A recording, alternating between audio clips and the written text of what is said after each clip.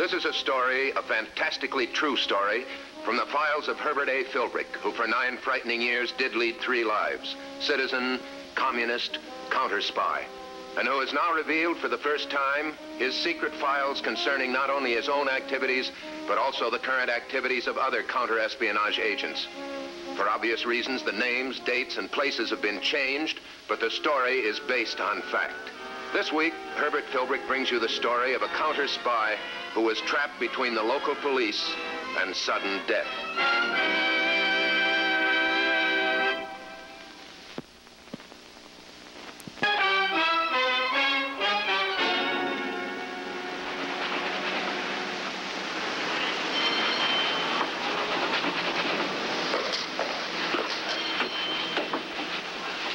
Shine, Herb? It's on me. Oh, it's all right. This is one of our contact spots.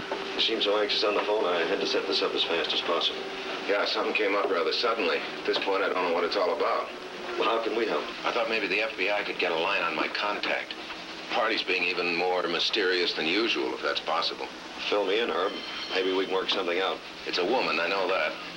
I have a feeling she's high up in the party. Her name's Louise. Louise. What does she look like, Herb? I don't know that. She got in touch with me by phone.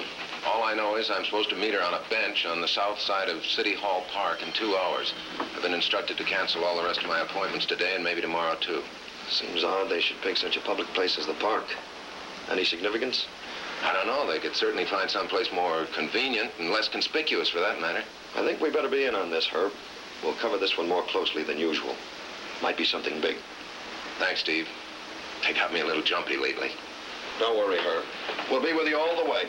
Oh, and if you have trouble spotting me, look for pigeons. They told me to feed them. Check you later. Pigeons. And keep your fingers crossed that I don't end up a dead one.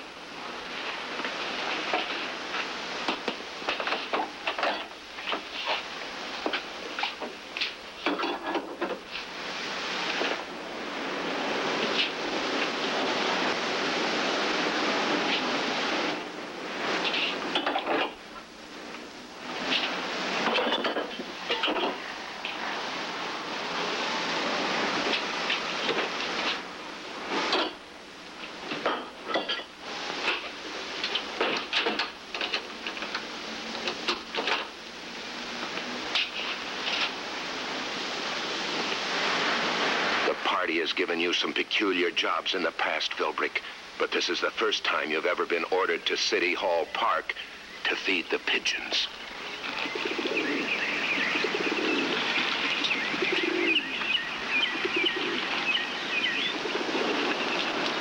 Hello. Hi. May I sit down? Sure. You must love birds. Yeah, I do. Any preference? Yeah, I like the ones with silver wings. The identification is satisfactory. I'm Comrade Louise.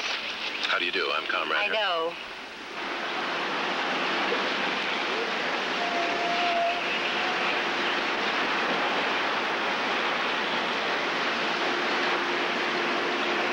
Remote 1 to FBI car 16. Carrie in car 16. Go ahead, Daniels. Philbrick just made contact with a woman. Can you see them? Yes, as long as they sit on the bench. When they leave, I will give you the direction. My assignment?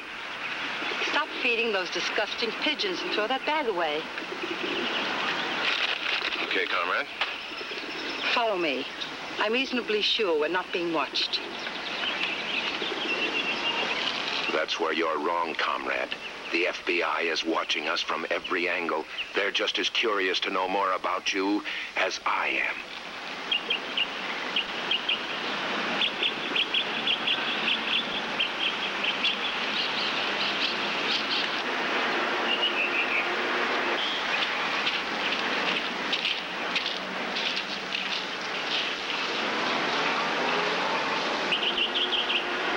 They went into the courthouse.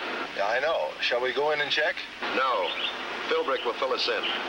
Spot a man at the rear and one at the auto gate. That woman's in the higher brackets. We want to know more about her.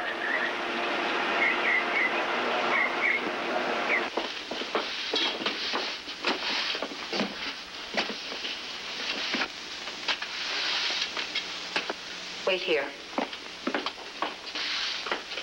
Don't you ever get tired sweeping this floor?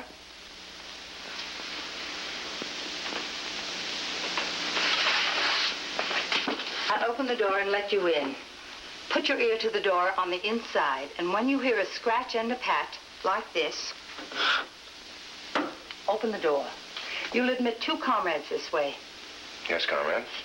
I'll let myself in with the key when it's safe. Oh, getting in is easy. How about getting out? I've taken care of that.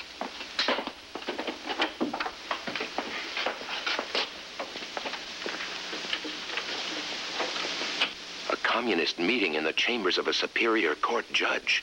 Something's very much on the fire, Philbrick, and getting hotter every minute.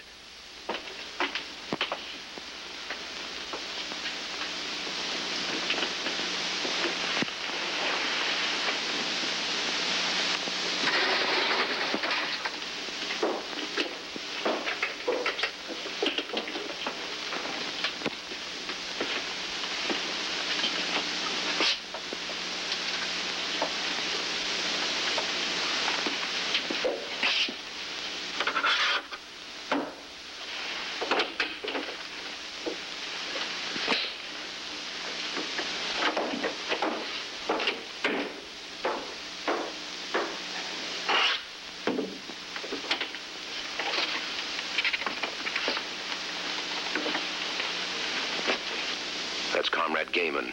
He's an ex-convict with convictions for assault and violation of the Smith Act, and he's wanted by the FBI.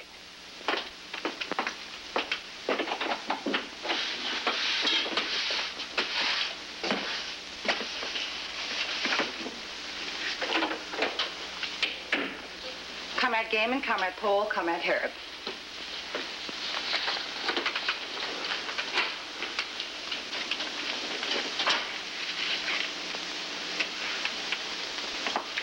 You may or may not know that Comrade Gaiman has already faced the horrors of a capitalistic prison and is now threatened again. Look, are we safe here in the chambers of a judge of the Superior Court? It's not only safe, it's necessary. Comrade Gaiman has only 45 minutes between trains, so we have to meet as near the railroad station as possible. And at the same time, be assured of privacy. Well, does this assure us of privacy? Judge Halsey's on vacation. His courtroom is not in use. And even if the authorities should suspect I'm in town, they would hardly be liable to search the chambers of a Superior Court judge. Now, may we proceed? Oh, yes. Sorry, comrade. There's much to say and little time. I'll ask questions if you do not understand. For a number of years, the party has been preparing the people of a certain small country for the freedom of communist life. These people have had ample opportunity to decide for themselves. There have been no results, so we will decide for them. Revolution? Exactly. When? Perhaps next week, perhaps in 48 hours.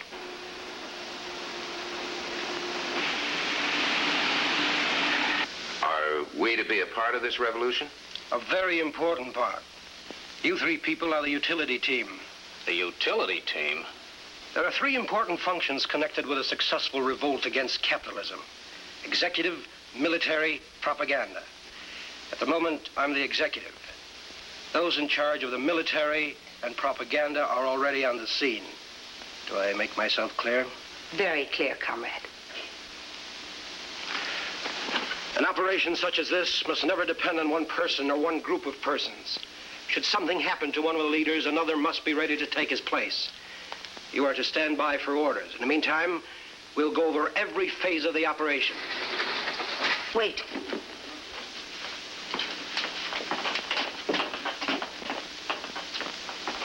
Revolution. It's a happy song to a communist, Philbrick, but maybe the FBI would like to join in the chorus. It's all right. Go ahead, comrade, but I would suggest that we keep our voices down. The biggest stumbling block in our path is the commanding general of the army. He's an anti-communist, and some of the people like him. Now, the second in command is a man who also has some favor with the people, but he's an undercover comrade.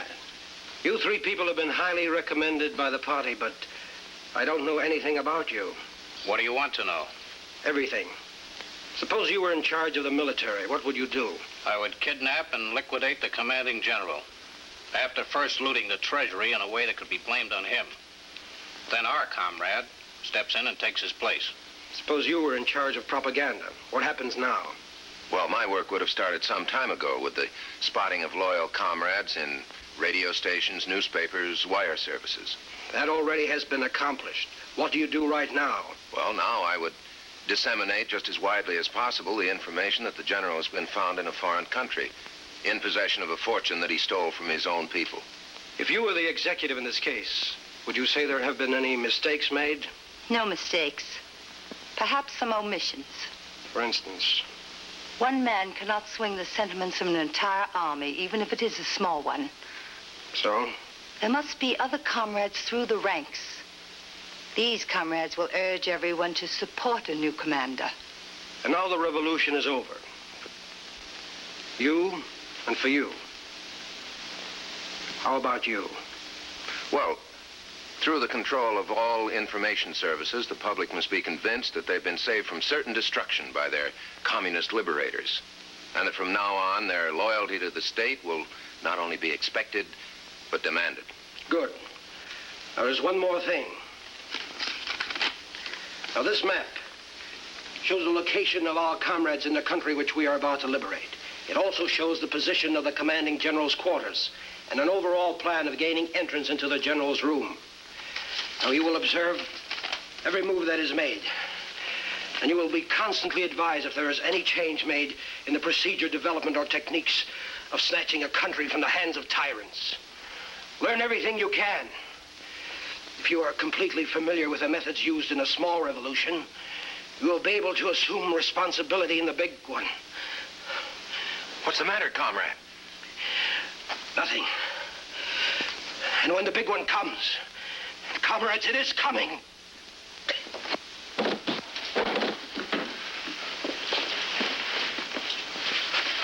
Get some water. Hurry with that water. This man needs a doctor. That's impossible. Rub his hands. He'll be all right. Come on, comrade. Wake up. Wake up. Wait, what are you doing? I'm going to call an ambulance. Are you crazy? Do you want to be caught here in the private chambers of a judge? Look, the man is sick. He needs help. He's an ex-convict wanted by the police. Well, that's no reason why we've got to let him lie here and die. Quiet, you two. Do you want the whole courthouse in on us? The minute you pick up that phone, everyone will know we're in this office when we're not supposed to be. I don't see why. I could dial 9 and get the outside operator. Suppose it isn't that kind of phone? Well, I'm sure the operator would know where we could get an ambulance. There's more at stake here than one man's life, comrade. There's the fate of an entire nation. All the more reason why we should save him. The party needs him. The party needs us, too. Wait. You can forget about the doctor. Comrade Gaiman is dead.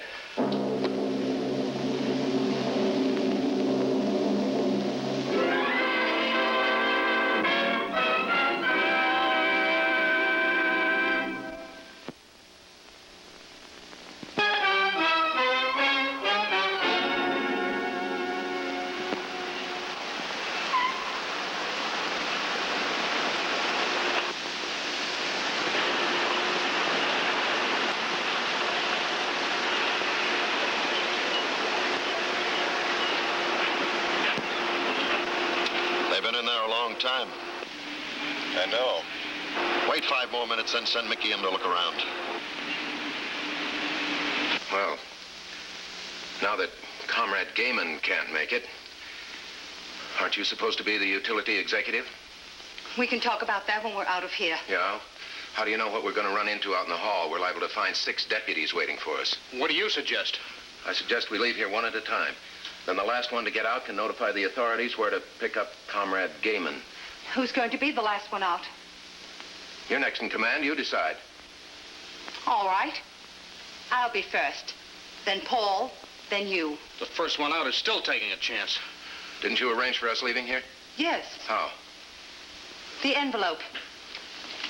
The envelope? The janitor in the hall is watching for us to take it away. And? When the hall is clear, he will signal us with the same scratch and pat. All right. When you get clear, tell him to come back and signal for Paul. Then to return once more and do the same thing for me. Pick up the envelope.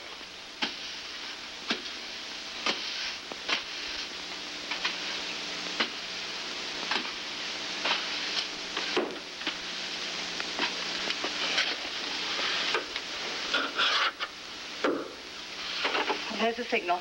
We'll contact you.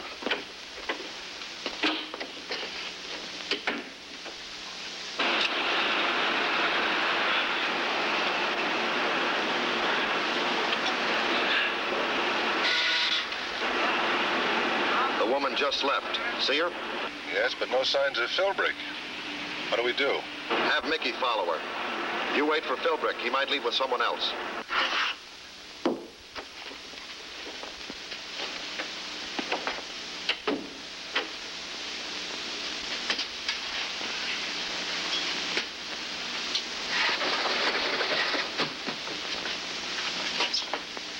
You can't wait any longer, Philbrick. It may or may not be a dial 9 phone, but you've got to take a chance and call the in.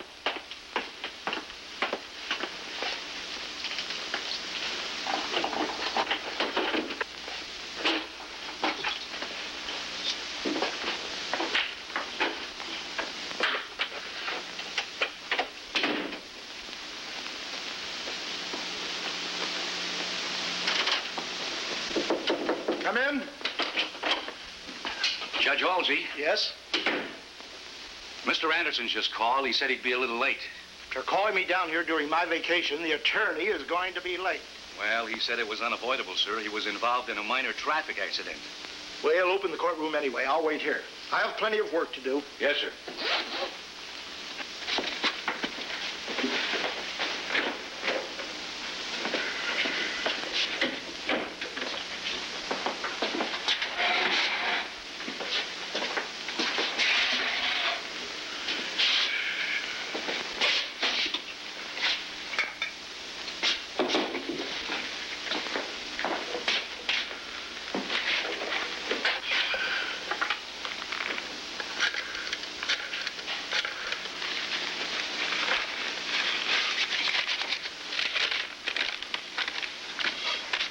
This is Noyce speaking. Opening Department 99, Superior Court, Judge Raymond Halsey. On petition of Attorney James Anderson, Judge Halsey will hear arguments for the modification of a sentence.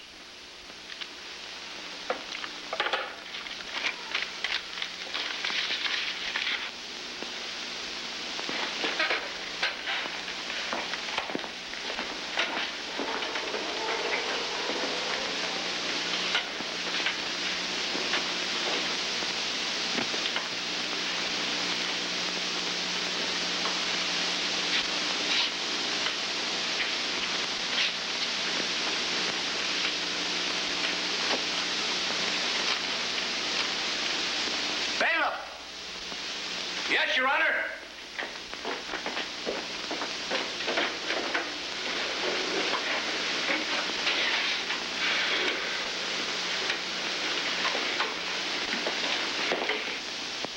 Don't try to get out of here by yourself, Philbrick. Signal Daniels and get some help.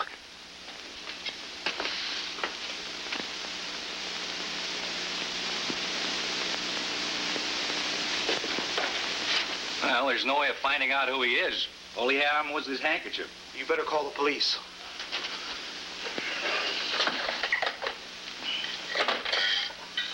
Does it look like murder? Get me the police, emergency. Offhand, I'd say no. There's no sign of violence. Well, who is he? What was he doing in here? This is Bailiff Noyes in Judge Halsey's chambers, Department 99. The judge just found a dead man in his chambers, no identification. Yes, sir. We'll close all entrances to the building until the detectives arrive.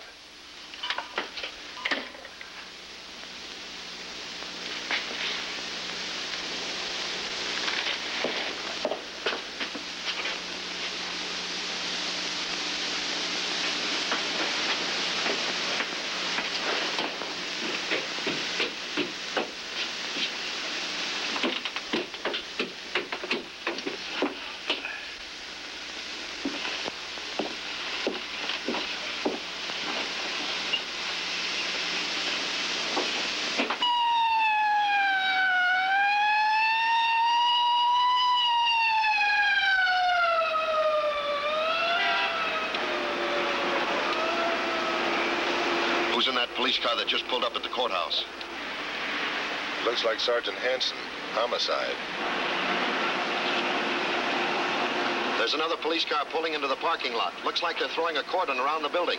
Find out what goes and call me back.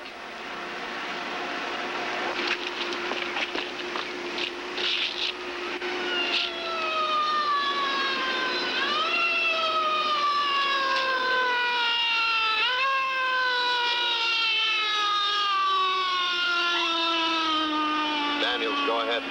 Dead man found in Judge Halsey's chambers. No, he doesn't fit the description. Well, I'm worried. Herb's in that courthouse as far as we know, and... Wait a minute. I want the coroner to send me a complete report as to the time and cause of death. Just a minute. Judge Halsey speaking. Just a minute, I'll find out. Bailiff, Yes, sir? where did Sergeant Hanson go? He didn't say. He just started down the hall. He isn't here. May I have him call you? Yes, I'll tell him. What is it? Someone called in and reported signals being flashed from the roof of the building. I'll take a look myself.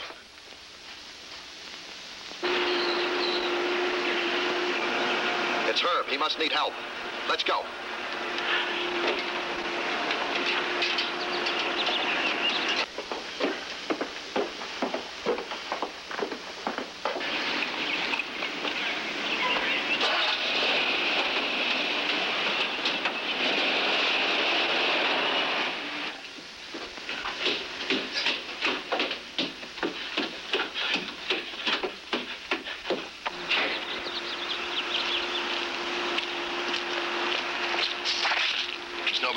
You're up here. Well, sure, but I mean there's nobody else around. And who are you? Is that important? It's very important, mister, and I want an answer right now.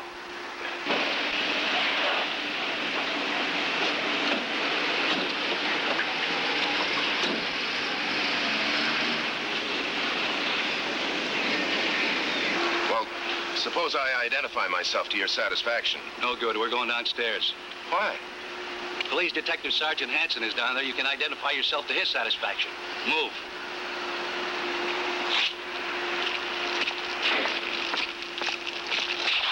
Oh, hi. I see you beat us up here. You know this man? Well, who doesn't? I don't. I don't know you either. Bailiff.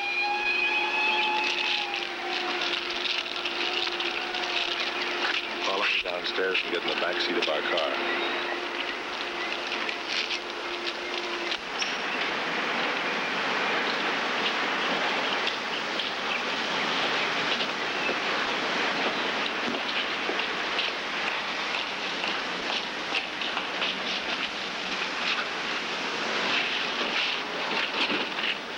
Close. There were 4 people at the meeting. Comrade Gaiman, Comrade Louise, Comrade Paul, and myself. Now that Comrade Gaiman is dead, Comrade Louise takes over the executive direction of the revolution. If we had some excuse to arrest her, it would delay the revolution and throw the time element in our favor. Wait a minute. This envelope has Comrade Louise's fingerprints on it. Maybe the police could hold her pending investigation of Gaiman's death. Good. I'm sure Hanson will cooperate with us. Oh, and another thing. Here's a map that pretty well pinpoints their plan of operation for that revolution. And I got Gaiman's wallet. Thought there might be something in there of help to the FBI. Well, there's only one thing missing now, Herb. Comrade Paul. You haven't got him in your hip pocket, have you? No, I guess I slipped up there.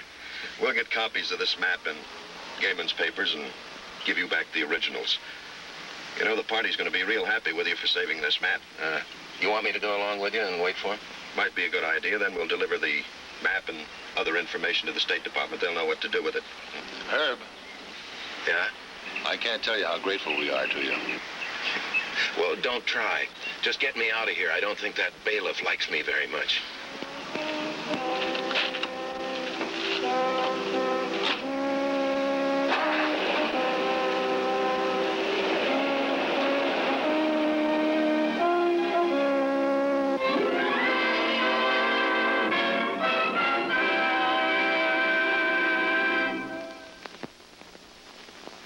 Quick action by the FBI saved a counter-spy from exposure and revealed communist plans to add another nation to its list of victims.